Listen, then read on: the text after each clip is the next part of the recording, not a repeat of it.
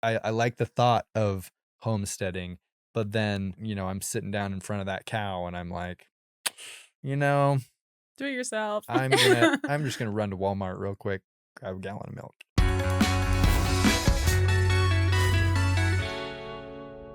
Hi, and welcome back to Saints Unscripted. My name is Lauren, and today I'm here with Sabrina and David. And if you exist in the online space, you probably have come across LDS influencers. Today we're going to be talking about the things they talk about online and whether that's reflective of what LDS people do in general, or if it's reflective of just what LDS influencers do, or if these are requirements to be a member of the church. Do you have somebody in mind, like an influencer in mind that you're thinking about? Someone I'm thinking of is Ballerina Farms. She does her homesteading life, and she teaches recipes, and she involves her kids in making those recipes, even if they don't do such a good job at first with learning the recipe. I think she has 8 kids. Yeah, she has 8 kids. Yeah. Can we watch a video? Sure. Let's watch one of her videos. Okay, I'm going to show you what's going on in the farm kitchen right now.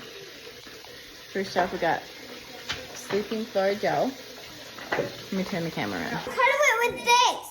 Okay, Lois is working on her homework. George is working on his homework.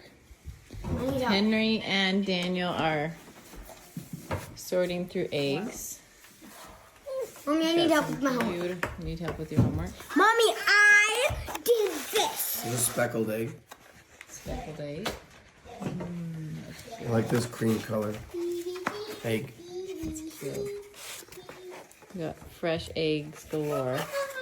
We also have over here 2 loaves of sourdough bread. This is a spelt batch and a whole wheat batch.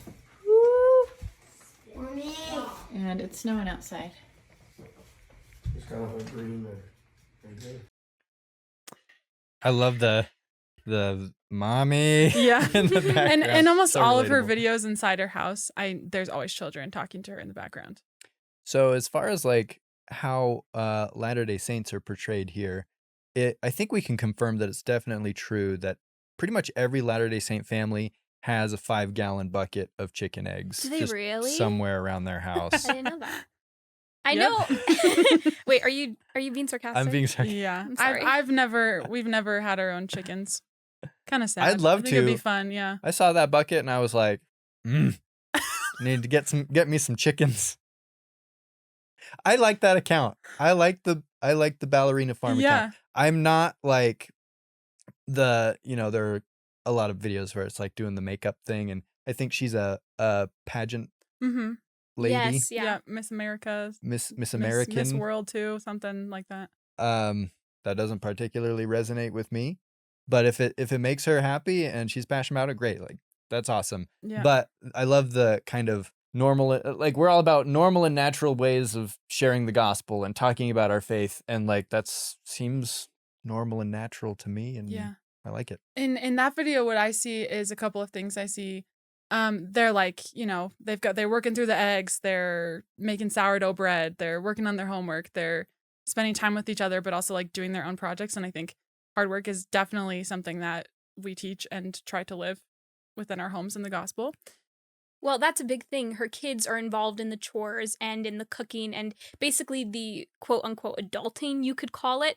And I don't know that everyone would agree with doing that. I really love it, though, because it reminds me it is intentional parenting. It's having your children involved in the activities you do on a daily basis to survive and take care of them, which teaches them how to do it on their own. And then when they make mistakes, it also teaches them natural consequences of mistakes that you make. Like if you make sourdough bread and it comes out hard as a rock, you're learning natural consequences and without any punishment involved. Mhm. And that helps you to try again. It gives you an opportunity to learn that you can learn from mistakes and try better next time. So by her giving her kids these opportunities to be involved in all of the activities that she does, they can learn naturally and grow with her and also feel kind of competent and like they can take care of themselves as they grow older.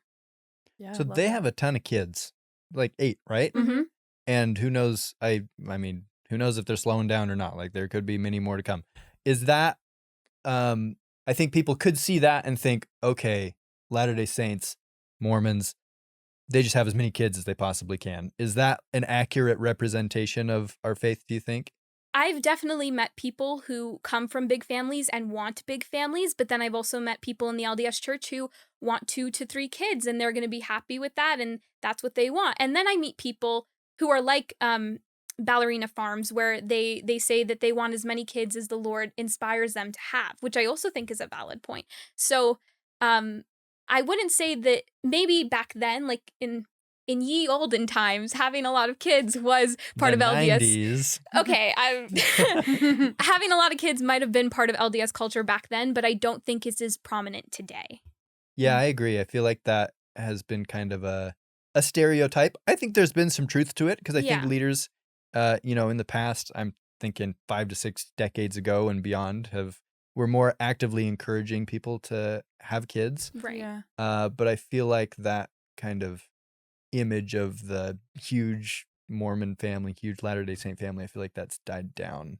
Yeah, one thing I see is that like during the time of pioneers, or like when a lot of people were homesteading and like they had to Mhm. homestead and there's like their farms, having a lot of kids was like, you got a whole crew, a whole crew to work together. And obviously you want to like instill the gospel and teach them all if they're not just employees, right? But I do think that that was definitely an aspect of why families were so big and maybe why they don't need to be so big now. And our prophet has very many children, but not He's got every. like 7 daughters or something, doesn't he? Yeah, 7 or 8 daughters and then 1 son. He's got a lot of kids. Yeah, yeah. And they didn't wait until they had like all the security to do that either, and that's part of his story. But a lot of other apostles don't, and other general authority members, they don't have Very that many many kids. kids, right? And they still, family is important to them, Right. and they teach about that. So, Right. So in that clip that we watched, they don't specifically mention that they're members of the church. So I don't think that people would necessarily extrapolate that unless they already knew that. Do we have a clip of like them, like there's a clip of her like getting her family ready for church or Mhm. something like that. Can we watch that? yep. Let's see how they portray what that looks like in a Latter-day Saint family. The white.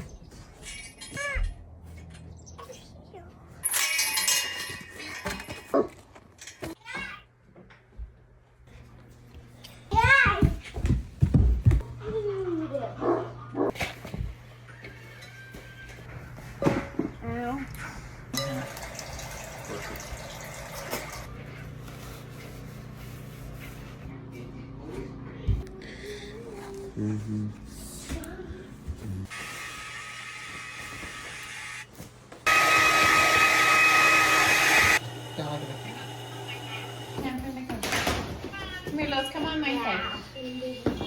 Matty!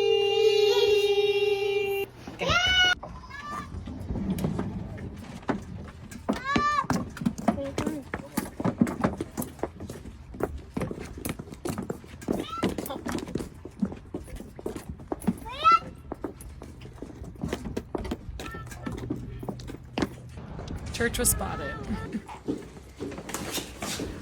Reminds me of the Von Trapp family singers. Yes. I love their cowboy boots making that like rattle sound. I love Yeah. them all coming out of the van, the little one kind of like taking baby steps down. So cute. I thought that was totally just normal and natural. Like she didn't make a big deal about like we're members of the Church of Jesus Christ of Latter-day Saints.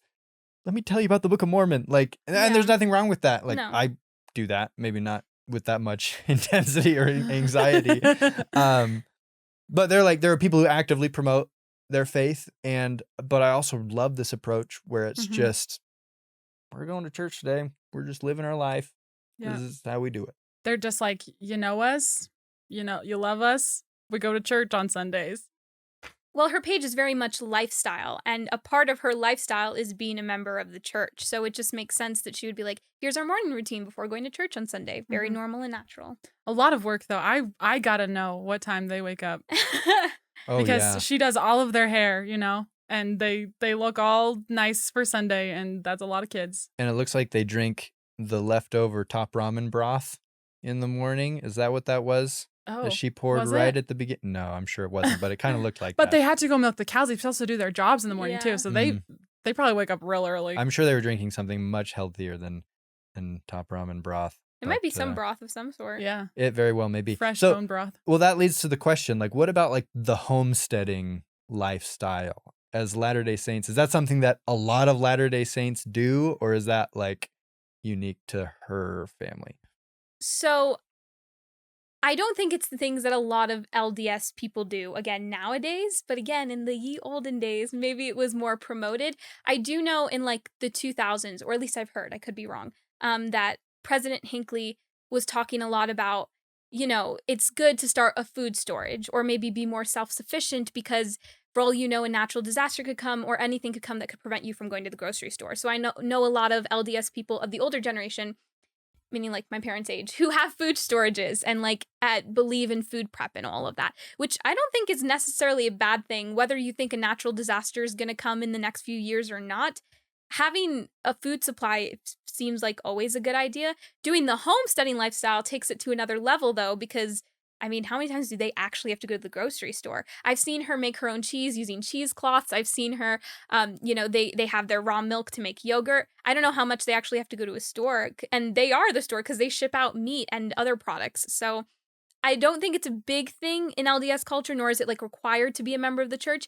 I do think there's a lot of good to it and it's really cool. I think that it's awesome. I wish I could do it. I do think that in these days, you have to have money to start. Yes. Whereas back then, that's how you lived. Yeah, you see they have like, a nice pasta maker or things like that.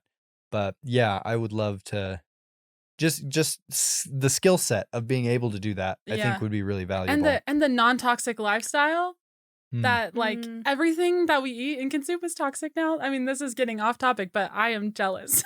Let's go down the rabbit hole. Oh boy. Let's make some people angry. Yeah. But yeah, I don't think I think that food storage is different from like the homesteading lifestyle, like you Right. mentioned. So I think food storage is much more common, Yeah. becoming less common, like you mentioned. Like President Hinckley, I think, spoke a lot about that in decades past. But I do think it also just makes a lot of common sense. So Yeah. I do think a lot of Latter-day Saints still have some kind of food storage. Do you? Yeah. Yeah. That's awesome. Yeah, it's not a ton. And we're trying to like figure out how to stagger it so that we can eat whatever we have before it expires in That- 15 years. Yeah, that is the task. Yeah. Yeah. But there are a lot of good resources to be able to do that. But anyway, not a requirement to be a Latter-day Saint, but No. very cool. I think you're right about how it's harder nowadays because you'd need money to like buy land unless you inherit it from family, right? And that's kind of, you come from farmers and that's what you've known your whole life. But it would be super cool to buy land, build a cabin, sew your own clothes. I don't know, just be completely self-sufficient. That was a dream of like younger Lauren, and maybe it'll happen one day. I don't know.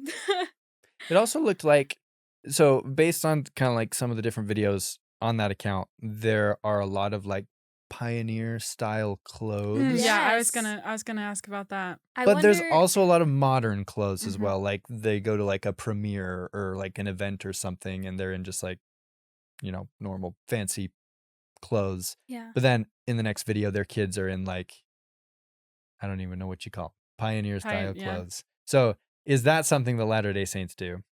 Make their own clothes or wear pioneer style Wear that clothes? like style Yeah. of clothing.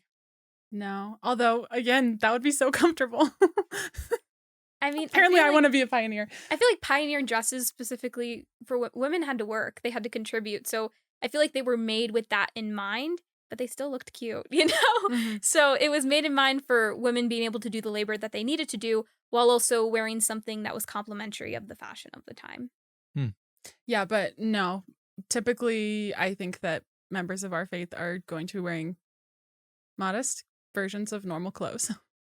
Although sometimes I feel like modest dresses are kind of reminiscent of the pioneer look. Like Yeah. they're like modernized pioneer And dresses. it's kind of coming back in Yeah. fashion right now too. Like just for normal people. No, don't say the normal pioneer people. aesthetic. Just for people that aren't even the members Gentiles. of our faith. Yeah. Yeah, Latter-day Saint, I can't speak for women, but us guys, zipper pockets, Pioneers didn't have that. baseball hat. Normal Latter-day Saints, I guess, dress like everyday people. What age We're group are amongst we you. talking about? Hmm? If you're talking about how normal Latter-day Saints dress, what They, age group are we I talking think that about? each age group dresses pretty much the same as, non-Latter-day Saint people I in the agree. same age Uh group. huh. Yeah.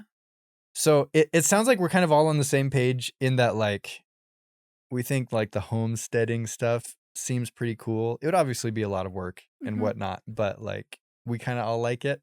But is that we're a very small sample size? Are we representative of general Latter-day Saint sentiment? Is this like something that all Latter-day Saints are striving towards? Yeah. No. No, absolutely not. I come from New York City. I converted while being a member of New York City. And even though I don't think I'd personally live in a big city again, and homesteading is something that seems really, really cool and really interesting, I kind of want something in between. I've met a lot of members who grew up in the city. That's the life they want. They're very career driven and their career exists in the city. Not to say that if you homestead, you can't be career driven, because obviously you're working really hard. And Ballerina Farms excels in business too. She has her own business set up. She's also an influencer, which is a business in and of itself.